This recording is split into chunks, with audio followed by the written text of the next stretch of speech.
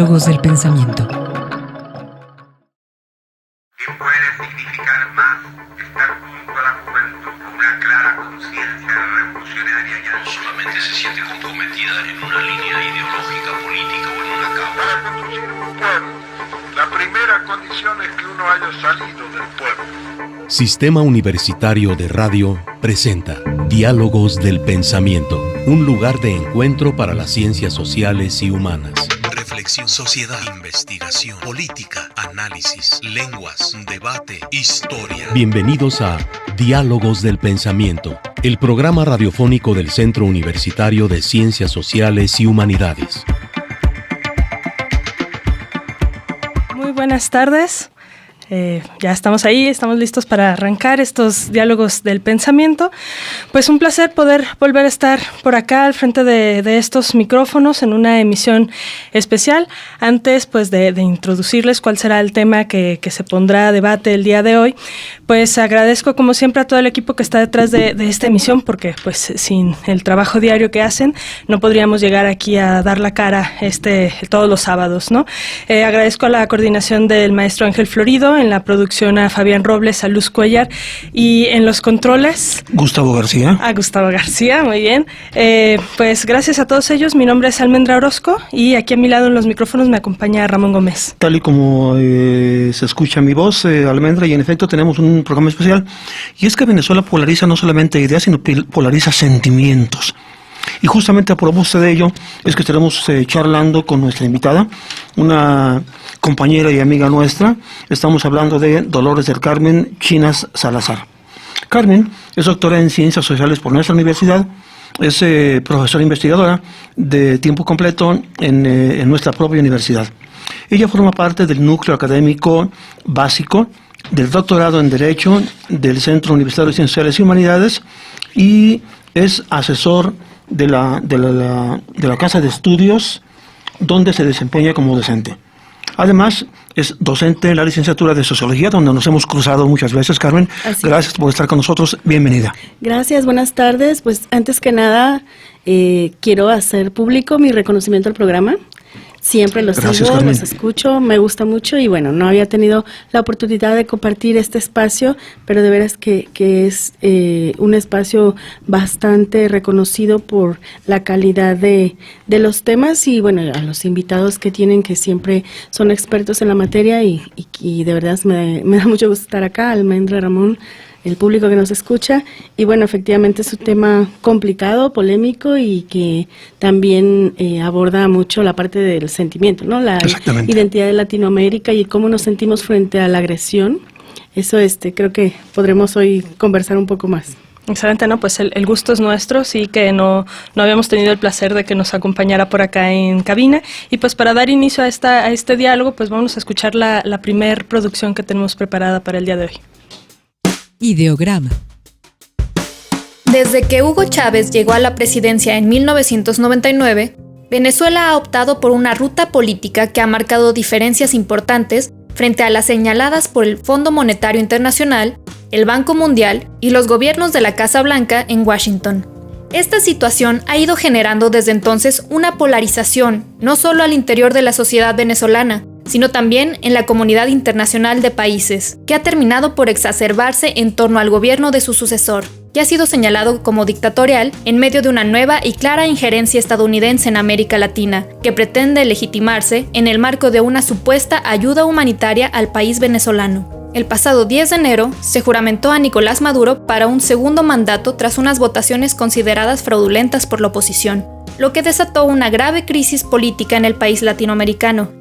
Como resultado de esto, Juan Guaidó se ha autoproclamado presidente, hecho que ha sido reconocido por parte de Estados Unidos y una cuarentena de países en el mundo.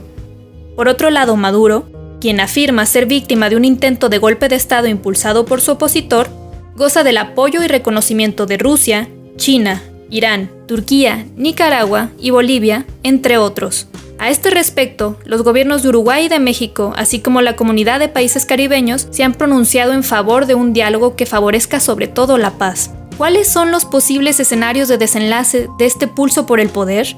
¿Qué es lo que está en juego en él, no solo para el futuro inmediato de Venezuela, sino también de la región latinoamericana?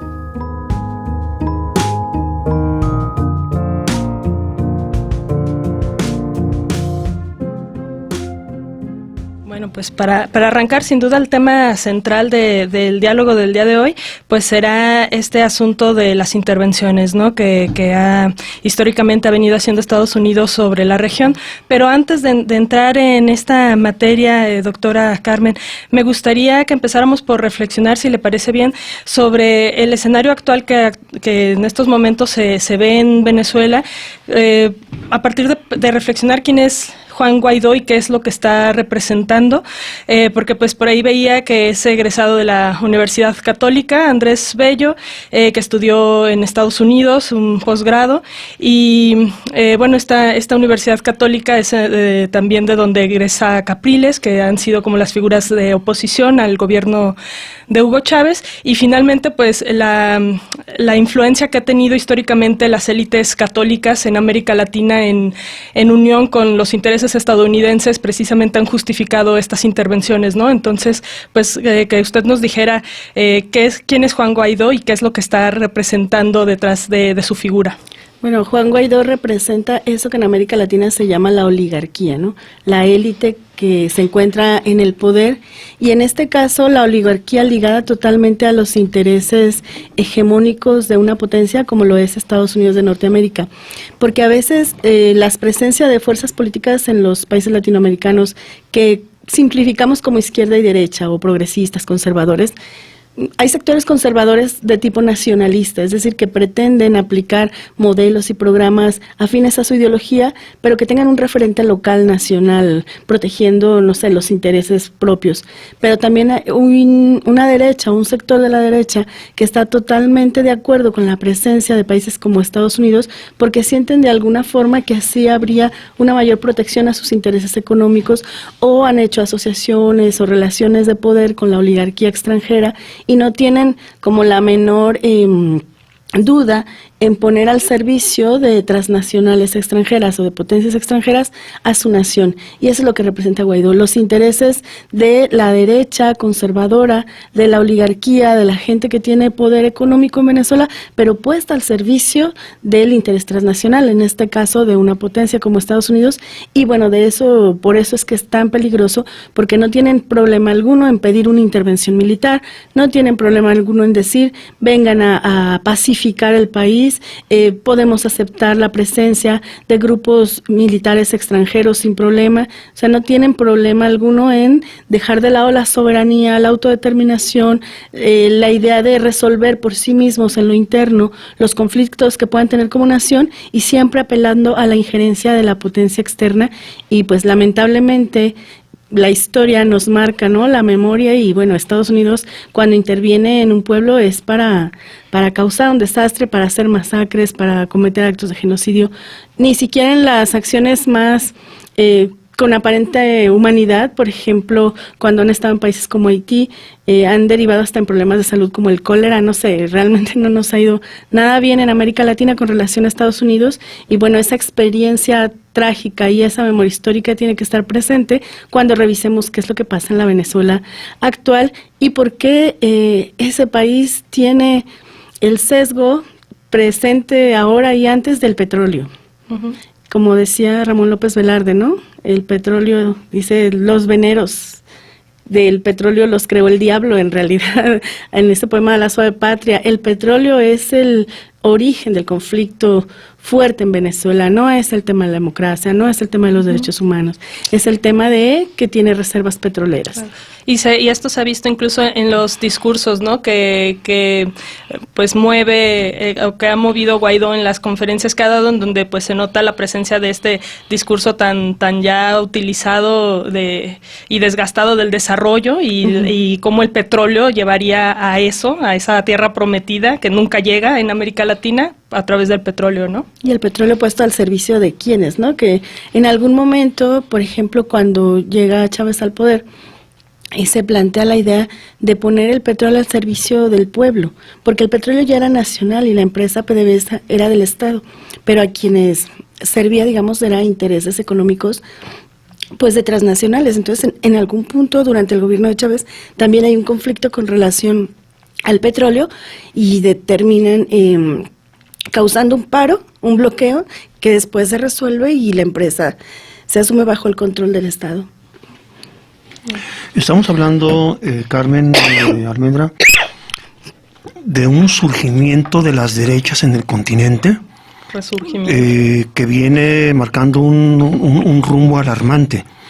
Y digo alarmante porque no estamos hablando de figuras aisladas, en este caso Juan Guaidó o Bolsonaro acá en Brasil, sino de verdaderas mayorías que, número uno, asumen el discurso de la liberación y todo esto como propio, o dos, válgame la expresión, Carmen, se compran mercenarios de la sociedad civil para masificar demandas en contra de gobiernos progresistas. Sí, en realidad el tema de el ascenso, digamos, de la derecha es muy complejo porque aparentemente hay atrás de esos cambios que se han dado, por ejemplo, en Brasil o en otros países o en Argentina, una idea de legitimidad. Es decir, la gente votó porque llegara esta representación. Yo en noviembre estuve en Buenos Aires en el evento de Claxo y ahí una colega planteaba un aspecto que resulta muy interesante con relación a por qué llegan las derechas a América Latina. Y ella narraba una investigación de la historia de vida de un chico que es afrodescendiente en Brasil y su madre trabajaba en el servicio doméstico. Y bueno, gracias a los programas de Lula y Dilma, esta mujer logró acceso a la seguridad social, después logró una beca para que su hijo estudiara. El fin de la historia es que el muchacho se vuelve abogado, un chico afrodescendiente de una favela muy pobre. Y entonces ella, cuando está hablando de su historia de vida, le dice, bueno, ¿y tú por quién vas a votar? Y él dice, por Bolsonaro. ¿Cómo que Bolsonaro? Sí, bueno, y le explica un poco, tú no sabías que, y le muestra videos de lo que se expresa con relación a la comunidad gay o como la comunidad afrodescendiente, y él dice, sí los había visto, pero pues yo creo en el cambio y en la posibilidad de decidir, y creo que hay mucha corrupción en el gobierno del PT, y bueno, el chico que era, digamos, un producto social de este ascenso de los gobiernos progresistas que implementaron programas de beneficio colectivo, al final decide, por toda esta campaña, ¿no?, de los medios que llega a permear en la sociedad, que él iba por Bolsonaro, con todo y lo que implicaba esto. Y bueno, cuando ve el video, dice, es que si hay gente así. O sea, si hay gente afrodescendiente, pues que son malos o que son delincuentes, justificando el por qué el señor daba esos argumentos en contra de la población en la que él mismo se encontraba inmerso. Y la verdad es eso muy fuerte porque, por una parte, tenemos toda una estrategia mediática, propagandística, ideológica para decir que el camino es hacia la derecha y reivindicar esos sentimientos, ¿no?, hacia las personas de que los migrantes tienen la culpa de lo mal que nos va, que no tienen por qué cruzar el territorio, que el tema de género es una ideología y no es una comprensión de que somos iguales hombres y mujeres. O sea, hay toda una campaña hacia allá que permea en la gente y bueno, tenemos personas eligiendo en una urna la opción de derecha, que al final va a repercutir en todos esos programas sociales que en algún momento pudieron haberse implementado. Y lo vemos quizá muy fuerte en Estados Unidos con la decisión del pueblo norteamericano de poner a Trump en las urnas. Entonces, ¿cómo nos explicamos que si hay un sector poblacional que se acerca a ese pensamiento de derecha, que si lo miras con una lógica elemental no tiene sentido, pues vamos, va en contra como de todos estos avances que ha habido en términos del bienestar colectivo y social y se acerca mucho más pues a gobiernos fundamentalistas, totalitarios, que nos alejan del ideal de lo humano. Sí, pues vamos a ir a nuestro primer corte y justo pues al volver de él estará bueno ahondar sobre estas campañas mediáticas que nos señala la doctora Carmen Chinas a propósito de las cápsulas que tenemos preparados para ustedes. Entonces, pues nuestros teléfonos están abiertos, 31 34 22 22, llámenos y pues compártanos su opinión sobre este tema, qué inquietudes les surgen a ustedes sobre lo que está ocurriendo en Venezuela, cuál es su opinión al respecto. También vía Facebook pueden ponerse en contacto, búsquenos como Diálogos del Pensamiento y ya saben que pueden apuntarse por estas dos vías para nuestro paquete de libros sobre ciencias sociales. Regresamos. Diálogos del Pensamiento, el espacio de las ciencias sociales y humanidades. Continuamos. Mucha gente dice, bueno, es que Venezuela es muy fácil todo, porque Venezuela había petróleo, había recursos. No, Venezuela había, dentro de toda la oleada neoliberal, un proyecto de venta de petróleo de Venezuela Sociedad Anónima. No sé si en otros países ha ocurrido igual, yo creo que sí. Estamos en eso, estamos a punto de vender la gallina, los huevos de oro, porque además toda la OPEP estaba sobrevendiendo petróleo. El petróleo estaba a $8 el barril y bajando.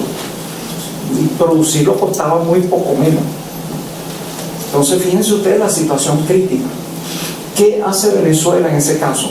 Bueno, un jeque venezolano llamado Juan Pablo Pérez Alfonso, en 1960 era una figura del gobierno Acción Democratista, pero muy nacionalista, se fue a hacer una gira por los países árabes y logró el imposible, poner de acuerdo a los países árabes para fundar una organización de países exportadores de petróleo que no iba a fijar los precios del petróleo, sino a limitar las cuotas de producción. Eso hizo lo posible por el repunte de las cotizaciones del petróleo y convirtió a los países productores en potencia mundial. Una invención de un venezolano. Bueno, en este caso, Hugo Chávez convocó a un guerrillero, Ali Rodríguez Araque, y le encargó: mira, ponme de acuerdo a los árabes. Bueno, se acabó posible, dijo Ali, hizo el milagro, puso de acuerdo de nuevo a los países productores de petróleo para que respetaran las cuotas y el petróleo empezó a repuntar de nuevo. Y entonces, en virtud de eso, al inicio de su gobierno, Hugo Chávez Frías inicia dos grandes medidas. Primero, una legislativa. Empieza a hacer leyes para cambiar la estructura social de Venezuela. Él decía: sí, hay una deuda pública acumulada en Venezuela, pero hay, más importante que esa deuda pública, una deuda social. Primero hay que cancelar la deuda social. Y sacó 49 leyes que provocaron un pandemonio dentro de la oligarquía y los poderes públicos.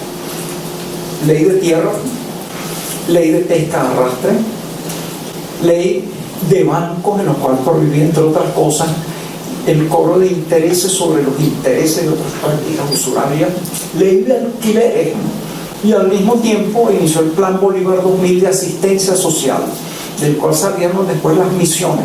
Se crearon 16 nuevas universidades, casi una universidad nueva por año.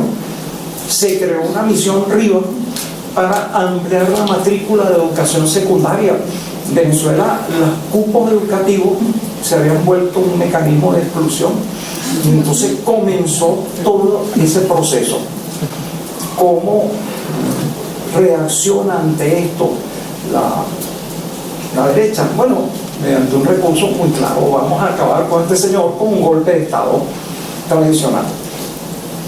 La Federación de Productores de Cámaras de Producción y Comercio de Venezuela, FEDECámara, decide que su presidente tiene que ser también presidente de Venezuela, pero como nadie va a votar por él, deciden: vamos a tener un presidente sin que sea necesario elegirlo. Como decía Galeano, un presidente elegido por nadie. Entonces, y hacen un golpe de Estado que, según le decía, es maravilloso, pues el primer golpe mediático. Hugo Chávez Frías sale en televisión para llamar a la calma, a la concordia, y sucede una cosa, parece tomada de la primera película de Burton sobre Batman. Ustedes ven que en esa película están las autoridades de Ciudad Gótica festejando un aniversario, y de repente aparece el Guasón y se coge la mitad de la pantalla.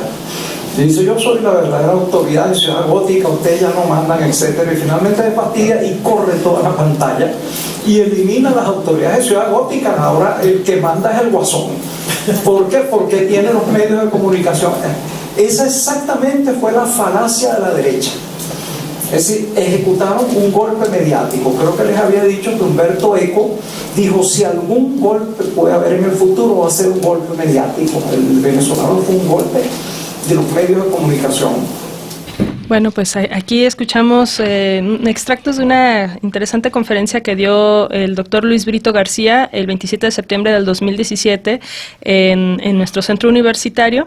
Bueno, él pues tiene un largo currículum, ¿no? Pues es escritor, historiador, ensayista, dramaturgo y pues profesor en la Facultad de Ciencias Económicas y Sociales de la Universidad Central de Venezuela.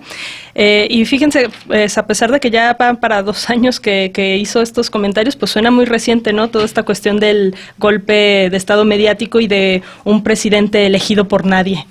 Claro, y además que no es la primera vez que pasa en Venezuela, desde que se optó por una vía no neoliberal para tener una forma de gobierno distinta, se ha intentado desestabilizar de muchas maneras. Una muy abrupta y que sonó mucho fue la del golpe de Estado, que en 2002 se intentó y que duró apenas unos días. Pero bueno, en torno a eso se hizo toda una construcción mediática precisamente de que al fin había caído, al fin el pueblo tenía el control, al fin se había resuelto, cuando un día después la gente en las calles restablece, digamos, el orden constitucional. Y entonces toda esta construcción, si uno viera lo que los medios decían un día antes con relación a lo que pasó, hay una discordancia total. En realidad parece que hablamos exactamente como de mundos paralelos entre lo que está realmente sucediendo y lo que los medios parece que intentan mostrar y hacia dónde quieren conducir la opinión pública. Y bueno, en ese sentido lograr un efecto de justificar, ¿no? Justificar el intento de golpe de Estado, justificar la disolución de la Asamblea, justificar que haya un presidente que diga que él es, aunque el orden constitucional diga que es otra persona. Esto ha sucedido antes con Pedro Carmona, ¿no? Él se autoproclamó presidente y luego disolvió todos los poderes y luego dijo yo soy el judicial, el legislativo y disuelvo a la corte. Bueno, hizo todo y duró un día en el poder. Eso, como que los venezolanos también ya saben que de repente suelen aparecer ese tipo de actores políticos que dicen que todo el orden constitucional se queda de lado y ahora ellos son quienes representan la legitimidad en el gobierno. Creo que es algo que en México no estamos acostumbrados a mirar. Y vaya analogía la que realiza el doctor Brito con esta afirmación. Sí. Es un golpe mediático y el que ahora manda es el Guasón, con todas las implicaciones tragicómicas que ello tiene. Sí, claro, pero yo creo que lo hace para plantear lo absurdo, sí, claro, que resulta. Claro.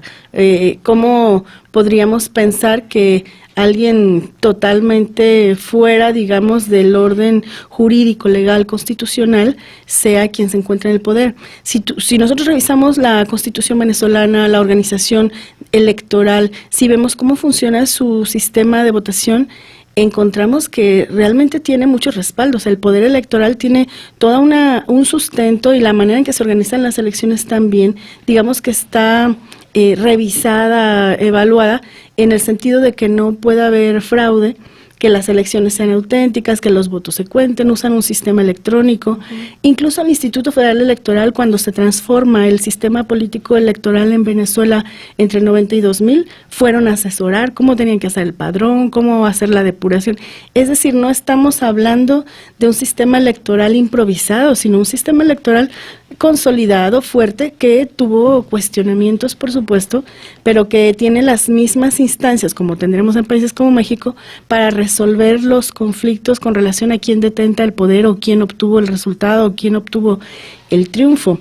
Imagínense en el escenario nuestro nacional que en 2006, con una diferencia de 0.56% entre Felipe Calderón y Andrés Manuel, no tuviéramos una instancia que diera definitividad, ¿no? ¿Cómo viviríamos después si no hubiera un actor, en este caso el tribunal, que dice, bueno, como sea que sea, el que ganó en ese contexto fue Calderón? Y todo lo que viene después de la denuncia de fraude, del conteo de votos, pero al final hay una resolución del tribunal y nos guste o no se acata. En el caso de Venezuela sería como si nos saltáramos toda la parte electoral, jurídica, institucional, constitucional, y cualquiera dijera, ahora soy yo. Y bueno, eso pone en riesgo cualquier democracia. Antes de irnos al corte, Almendra, déjame ver si me sale el sarcasmo en el siguiente comentario. Carmen, qué lástima que Trump no estaba como presidente. cuando Andrés Manuel perdió las elecciones, hubiera sido reconocido de inmediato, claro, por Trump y buena parte de la comunidad internacional como el presidente. Sí, bueno, porque en el caso de la elección con Maduro el año pasado fue alrededor del 60-65% de la votación a favor de Maduro. Con Andrés Manuel y Calderón estamos hablando de medio punto porcentual y con muchísimas denuncias de fraude, ¿no? Entonces ahí como que habría todavía más razón de que hubiera un proceso como este. No me puedo imaginar en México diciendo, bueno, desconozcamos a Calderón y nos vamos con Andrés Manuel desde 2006. Así de absurdo puede sonar, pero bueno, es en lo que Venezuela pretenden que creamos. Yo dejo de lado todo el marco jurídico que tiene un país y solo porque lo digo me voy a pegar a quien ahora pretende detentar el poder. Claro, pues vámonos a nuestro siguiente corte. Nuestros teléfonos siguen abiertos para sus comentarios: 31 34 22 22, extensiones de la 12801 a la 12803. Diálogos del Pensamiento, el programa radiofónico del Centro Universitario de Ciencias Sociales y Humanidades. Regresamos. Venezuela es un país de una talla moderada. Éramos sumamente conocidos por dos cosas: el petróleo y las mises, pero más nada. Venezuela no representaba nada en el mundo y repentinamente somos el centro de la preocupación mundial. Trump está muy preocupado por Venezuela, Obama estaba angustiado por Venezuela, el presidente de Francia sufre insomnio pensando en Venezuela. Toda América Latina está angustiada por los derechos humanos en Venezuela. Hasta México está preocupado con Venezuela, lo que ya es una cosa sumamente sensible, pues México ocupa un lugar dentro de la mitología y los afectos latinoamericanos. Bueno, pero ¿qué es lo que pasa en Venezuela, por ejemplo? ¿Por qué repentinamente saltamos de especie de feliz anonimato en donde podíamos hacer las trastadas mayores y nadie se ocupaba de nosotros, a una especie de sobreexposición mediática, política, cultural, de todo tipo? El primer elemento de eso es la energía fósil. El mundo funciona con energía fósil. Da la casualidad que en Venezuela está bajo esas modestas fronteras de 1 millón de kilómetros cuadrados la quinta parte de toda la energía fósil del planeta, la mayor reserva por país. Y la energía fósil se va a agotar en las próximas décadas. El destino en las próximas décadas de la humanidad depende de quién domine la energía fósil y qué haga con ella. Entonces, desde luego, hay que retorcer el pescuezo a los países que tienen energía fósil. Hay un conjunto de mitos centrales que son el mensaje que ha difundido todos los 5 megamonopolios de la comunicación en el mundo sobre Venezuela. Número 1, hay una horrible dictadura. En Venezuela, en prácticamente 18 años que tiene el proceso bolivariano, ha habido más de 20 consultas electorales inobjetables, además. El presidente Jimmy Carter dijo: Venezuela tiene quizá el sistema electoral más perfecto del mundo, y añadió: y quizá Estados Unidos tiene el más imperfecto. En Venezuela en 1999 se decidió hacer una nueva constitución, pero eso no se reunió un cenáculo de la Asamblea Nacional para que ellos decidieran. Se eligió a los constituyentistas y el texto que ellos presentaron fue sometido a referendo aprobatorio y votado por el 75% del electorado positivamente. Mayor muestra de democracia no puede haber. Segundo elemento, segunda fantasía: en Venezuela no hay libertad de expresión. En Venezuela todos los días aparece en la prensa llamado a derrocar la dictadura. ¿Qué dictadura permite que en los medios de comunicación se llame derrocarla y además se la llame dictadura? Ninguna. En Venezuela eso es cotidiano. Piensen ustedes que aparezca en uno de los periódicos de Estados Unidos un llamamiento a derrocar la dictadura del presidente Donald Trump. Una vez un bloguero en Estados Unidos llamó a hacer un atentado contra el presidente Obama. Todavía está preso y seguirá preso durante mucho tiempo. Salen de repente periodistas amordazados en la primera plana diciendo: en Venezuela no hay libertad de expresión. ¿Qué periódico puede proclamar que no hay libertad de expresión en un país donde no la haya, ¿no? A esto se ha añadido entonces una leyenda negra horrenda. Venezuela sería un país que está en una crisis humanitaria y en el cual hay además una rebelión social contra el gobierno. Venezuela tiene 335 municipios. En los últimos años de la presidencia de Maduro, ha habido en 19 de esos municipios que están gobernados por alcaldes opositores, se hacen cortes viales, hay pequeños grupos de paramilitares que cortan las vías, protegidos por las policías locales. Finalmente, en Venezuela habría una situación terrible de crisis humanitaria. Las crisis humanitarias son invocadas para una invasión en pleno, que es el recurso más señalado. No hay tal. Venezuela, por el contrario, explica la repetida victoria electoral del bolivarianismo, la obra social del gobierno. Ha mejorado de manera sensible las condiciones de la población. Andamos casi en paridad con naciones como Finlandia, por ejemplo, en matrícula de educación superior. La atención médica, en gran parte gratuita, alcanza como el 82% de la población. Bueno, fíjense ustedes un poquito de cómo la imagen que han montado los medios de comunicación, muy bondadosos sobre Venezuela, es una imagen esencialmente falsa. Desde luego, tenemos defectos, fallas, minusvalías, malas mañas, cosas antipáticas y demás, pero tal y como nos pintan los medios, no. A tono con la primera. Con la segunda, quiero decir, luego de la editorial, continuamos escuchando la conferencia, extractos de la conferencia del doctor Luis Brito García, que se dictó en nuestro centro hace un par de años. Y bueno, Carmen, sobre ello yo quiero señalar un par de puntos. Primero, el carácter reiterado en la prensa, no solamente local, sino internacional, de que estamos presenciando un gobierno dictatorial y lo que ello implica. Es decir, la ausencia de libertades políticas, de prensa, de expresión, etc. Y segundo, un corolario de que por lo mismo se está viviendo una crisis humanitaria que eventualmente, entre comillas, legitimaría la ayuda y la intervención de parte de otros países. Sí, bueno, ahí en la cápsula se abordan como estos tres aspectos, el tema de la utilizar también el discurso de los derechos humanos con un carácter intervencionista. Es decir, hay una necesidad urgente de atender un reclamo poblacional y entonces hay que ir a intervenir o invadir un país para rescatar los derechos de las personas cuando al final terminan violentándose más. Está el tema de la dictadura, que tiene que ver más con cómo conciben el gobierno al interior de Venezuela y sus normas internas para renovar los poderes, que en este caso le llaman dictadura por el hecho de que repiten en el ejercicio del poder, aunque esa repetición se haga a través de elecciones. En México, desde el porfiriato, nuestra figura presidencial es de no reelección.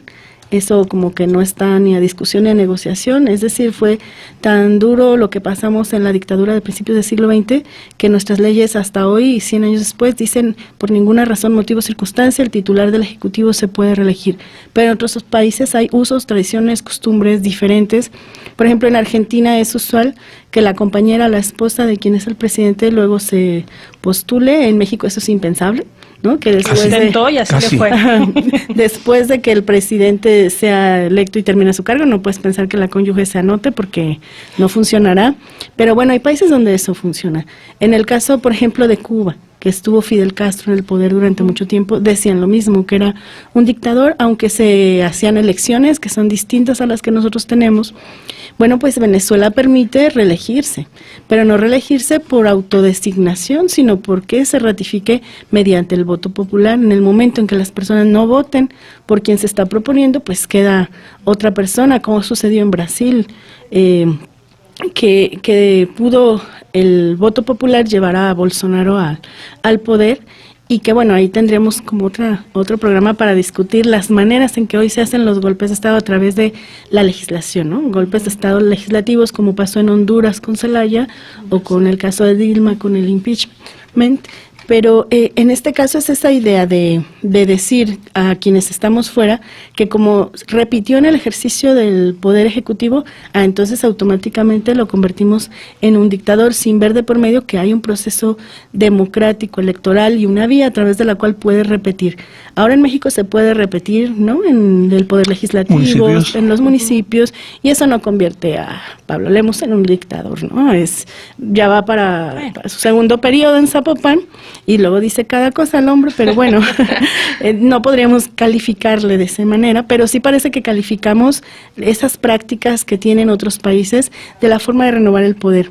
Y en cuanto a la libertad de expresión, que quizás es como el punto en donde todo se vuelve a presentar porque se construyen esos discursos de los que hablamos y esa orientación de la opinión pública y esas matrices de opinión que nos llevan a pensar de ese modo.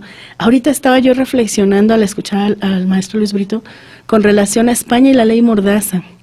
En España tú no puedes publicar un meme de la realeza porque te están poniendo una multa o te están llevando a la cárcel. O sea, esta ley que se llama Ley de Protección de la Seguridad Ciudadana, que se aprobó en 2015, prohíbe expresamente que tú puedas hacer como aquí los memes para denostar a la figura del príncipe, el rey o la reina, el príncipe, la realeza española. Es prohibidísimo y se llama así Ley Mordaza. Se ha cuestionado y bueno, nadie está diciendo que en España haya una dictadura, ¿no? Carmen, y a tono con ello, nos comentabas de cuando estuviste en Venezuela, lo que la prensa electrónica afirmaba en torno a la figura de Hugo Chávez, en el contexto pues de esta supuesta ausencia de libertades de expresión. Claro, a mí la primera vez que fui a Venezuela eso fue lo que más me impresionó. Yo estuve un año después del intento de golpe de Estado de 2002 y la manera en que la prensa en general se refería a la figura presidencial era terrible, denostativa, ofensiva. Le insultaban por su color de piel o por su procedencia indígena afrodescendiente, se referían a él como gorila, o sea, estaban hablando del presidente de la República y decían, es que el gorila ese que está en Miraflores y dice que nos representa, de forma abierta a los medios comerciales. Eso para mí fue impactante, cómo se refieren a, por ejemplo, decir, mañana vamos a salir. O sea, la prensa se supone que mantiene alguna objetividad en dar una nota informativa, periodística, cobertura. No, ellos decían, mañana vamos a salir a marchar contra el dictador. La prensa comercial, tú mirabas eso en todos los canales. Y bueno, entonces, ¿dónde estaba la censura? ¿Dónde estaba la represión, el límite al ejercicio del periodismo? Cuando tú estás viendo en todos los medios de comunicación pública, privada, o sea, me refiero a televisión abierta, lo que están diciendo, llamando contra el presidente, y eso sigue siendo así, pero bueno, ha habido incidentes, ¿cierto? Entonces, con esos incidentes los toman como para decir que está habiendo una censura, y ha habido incluso montajes, ¿no? Intentando representar situaciones que no son, para que en la escena internacional parezca que hay una represión brutal, permanente. Estamos charlando con nuestra amiga y compañera Carmen Quinas el tema de hoy, el intervencionismo transmediense en Venezuela. Es una emisión especial. Comunícate con nosotros, las vías para que lo hagas a través del número telefónico, el 3134-2222, extensiones 12-801 a la 12-803, y en el Facebook a través de Diálogos del Pensamiento. Sí, ahí está Luz, atenta para tomar nota de todos sus comentarios. Regresamos. Detrás de la puerta habitan los diálogos del pensamiento. Regresamos. Hay que señalar qué repercusión tiene esto en la geopolítica y quizás explica más que los sucesos internos. Es decir, la demostración de que sí era posible vencer al neoliberalismo, de que sí era posible ejecutar políticas sociales, de que sí era posible unir a las naciones productoras de recursos fundamentales para obtener precios justos. Pues, además de eso, entonces se inicia una tarea internacional estratégica para unir a los pueblos del tercer mundo. Después de la caída del muro de Berlín y de la caída de la Unión Soviética, parecería que había un solo poder en el mundo. Vivíamos en un mundo unipolar. El capital, la libre empresa, el capitalismo feroz era la única fuerza. Repentinamente, no. Venezuela inaugura una diplomacia pluripolar, una diplomacia sur-sur, y empieza a crear organismos latinoamericanos no dependientes de Estados Unidos. Venezuela se convierte no en inspirador, no en fabricante. En toda América Latina y el Caribe hay un conjunto de fuerzas que sienten que la hegemonía irrestricta de Estados Unidos es un elemento perjudicial para nuestros países. Y entonces Venezuela sirve de cauce para ese tipo de preocupación. Se crean varios movimientos continentales, varias organizaciones que van a suplantar a la OEA. La infeliz OEA, que fue creada en 1948 y cuyo único papel había sido consecutivamente legitimar todas las intervenciones de Estados Unidos.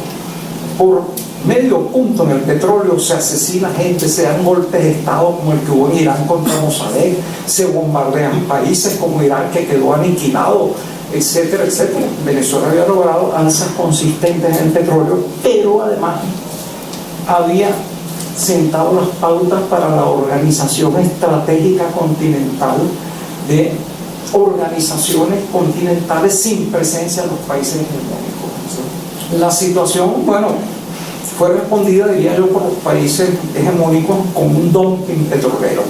Se sabe que para arruinar una empresa, las empresas poderosas empiezan a bajar los precios. Cuando al fin se logró regularizar la producción de Irak, 3,5 millones de barriles, se inundó el mercado de petróleo iraquí. Irán, por cierto, tenía sus represas bajo un bloqueo, entró al mercado, entró además el petróleo libio, el cual los terroristas que se apoderaron de Libia empezaron a venderlo a precio de gallina flaca para comprar armamento. Arabia Saudita empezó a sobrevender petróleo para comprar armamento por la presión de Estados Unidos, y Estados Unidos inició una campaña interna para convertirse, les parecerá a ustedes extraño, en el primer productor de hidrocarburos del mundo. Es actualmente, claro, eso no dura mucho porque no tiene más de 5% de las reservas mundiales. A costa de la destrucción de su medio ambiente entraron en el mercado del petróleo lutita o del esquisto, y entonces todo eso bajó los precios del petróleo. ¿Cuál es la finalidad de esto? Quebrar a los países disidentes de la OPEP, comprar las industrias petroleras, y una vez logrado el monopolio de la energía fósil, dominar el mundo con eso. Es cierto, piensen ustedes. Bien, pues ahí tenemos esta última cápsula del doctor Luis Brito, el comentario. Y bueno, rápidamente, antes de pasar a darle la palabra para las reflexiones finales a la doctora Carmen, algunos comentarios que se pueden pues alinear, ¿no?, con lo que escuchamos ahora. Max Demian dice, los medios, el poder mediático los medios occidentales afirman en forma de premisa absoluta: Maduro es un dictador, es autoritario, es un represor, pero si analizamos el contexto político electoral de participación, Maduro tiene más legitimidad que su homólogo en México. Pues él señala que los medios que se alinean a Washington y que tergiversan con todo el dolo mediático al señalar esto, que es un dictador venezolano, están jugando con fuego, porque una intervención militar sería una tragedia humanitaria y una crisis sin duda para Latinoamérica. Jerón Montprat comenta también en Facebook, dice: yo tengo varios conocidos muy cercanos a mi domicilio, migrantes que salieron huyendo de Venezuela y del gobierno de Nicolás Maduro. A estas personas no les importa quién está interesado en las reservas petroleras de su país, sino que no hay dinero, trabajo, comida, medicamentos, etcétera. Entonces, ¿cómo ustedes desde la comodidad de vivir aquí les podemos explicar que Estados Unidos los quiere invadir y deben seguir en la situación en la que están? Cuando sucedió lo de Guaidó, estaba reunida toda la familia venezolana escuchando por la radio lo que sucedía en Venezuela. Estaban emocionados y emocionadas porque quizá iba a caer ya el gobierno de Nicolás Maduro. Por su parte, también Ruth Vanessa nos comenta: en Zapopan tenemos ya una evidente y creciente población venezolana, y el otro día una alumna venezolana me vio ponerle azúcar a mi café de una bolsita y me dijo: maestra, en Venezuela por esa bolsita de azúcar la matarían, y me dio tristeza cómo habla con melancolía de su forzada migración, nos señala Ruth. Pues sí, yo también incluso tengo por ahí algunos vecinos venezolanos. Por otra parte, felicitan al programa por tocar el tema y saludan a nuestra invitada, la doctora Carmen, Edmundo Estrada, Igor González, Sebastián Chávez Parra y Antonio Oaxaca. Gracias a todos los que se han puesto en contacto con nosotros. Y pues, ¿cómo entendemos esto que nos señala Jerón Montprat sobre la situación de los venezolanos? Ese es un tema que tiene que cuidarse mucho. Es decir, hablamos de geopolítica, pero en estos intereses hegemónicos de los medios, de la oligarquía, del petróleo, la gente está de por medio. Y entonces, esta manera de polarizar, de deslegitimar, de decir es un dictador, tiene repercusiones de carácter social, y yo también creo que hay sinceridad en esa familia que está escuchando y dice, a lo mejor por aquí puede haber una salida. O sea, las personas no están pensando en quién gobierna el mundo, sino tener el pan en la casa, ¿no? En la mesa. Y bueno, ese es un aspecto que tiene repercusiones directas hacia la población. Yo pienso que un tema que no alcanzamos a tocar hoy es como la solución. Y necesariamente pasa por la mediación del conflicto, no por una intervención ni una injerencia militar o bélica. Todos los conflictos tienen que ser mediados o negociados, tienen que hacerse mesas de diálogo, tiene que revisarse el cumplimiento, y finalmente la decisión tiene que tomarla el pueblo venezolano. Es decir, si la soberanía en los sistemas republicanos reside en el pueblo y un sector poblacional considera que ya no vale pues tener un tipo de gobierno, pues en sus mecanismos internos de negociación y de solución legal, tiene que haber la manera en recomponer el orden, digamos, pero desde sus aspectos soberanos, no con la injerencia de un país externo. Finalmente el pueblo venezolano, me refiero a la población, a los ciudadanos, tiene que encontrar los medios y mecanismos para tener estabilidad, bienestar, paz. Lamentablemente tienen este actor externo permanente que no les deja encontrar esos mecanismos que les lleven a mantener pues este bienestar que están buscando de mediano y largo plazo. Y en ese sentido es donde creo que países como México tienen que tener una presencia para supervisar que los mecanismos de diálogo que se establezcan efectivamente se cumplan, porque luego tenemos posturas muy radicales, dicen, bueno, vamos a hacer una mesa de diálogo, y Guaidó o representantes de la oposición dicen, ¿para qué para qué dialogamos si eso ya demostró que no tiene posibilidad? O sea, ni siquiera están dispuestos a abrir el diálogo, sino que haya una presencia fuerte para entonces que los reconozcan a ellos, y no puede ser así. Hasta en conflictos tan fuertes como el de Colombia, que duraron más de 50 años con la guerrilla, han encontrado caminos para empezar a establecer la paz. Y bueno, Venezuela no tiene que pasar por un conflicto armado, tiene que haber desde hoy maneras en que pueda negociarse una solución pacífica, y la comunidad internacional estará a la expectativa, pero al final la solución la tienen los venezolanos. Así debe ser. Claro, pues muchísimas gracias, doctora Carmen, pues un placer haberla podido tener aquí. Lástima que el tiempo pues no nos dio para más. Le quiero pedir ayuda para entregar nuestro paquete de libros, aquí tan peleado en las redes, un número del 1 al 9, a ver quién se lo lleva. ¿Como el 4? El 4, felicidades a Tere Almaguer. Eres la feliz ganadora de este paquete de libros. Te esperamos en nuestras oficinas. Esto es en el Cux de la Normal. Si vas por Avenida de los Maestros, busca la puerta 1, que queda por derecho. Por esa puerta te vas por el edificio que te queda enfrente, es el edificio G. Esas escaleras te llevan hasta el último piso, al Desmos, el Departamento de Estudios sobre Movimientos Sociales. Ahí hasta el fondo, de 10 a 3 de la tarde nos puedes encontrar. Igual ponte en contacto con nosotros por Facebook por si necesitas recogerlo en otro horario.